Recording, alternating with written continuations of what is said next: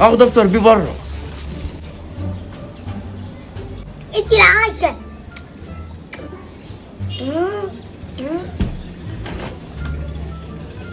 ولعتي على هذه الفطيرة؟ يا نهار اسود سويت الطباخ. انا في الفطيرة انا جايب لك بقى 5 جنيه عشان مخصوص، وبالاخر هديهولك. لا لا لا، يبقى 20 جنيه ولا 5 جنيه، يعني 25 جنيه. يا لهوي، طب اعمل إيه انا دلوقتي؟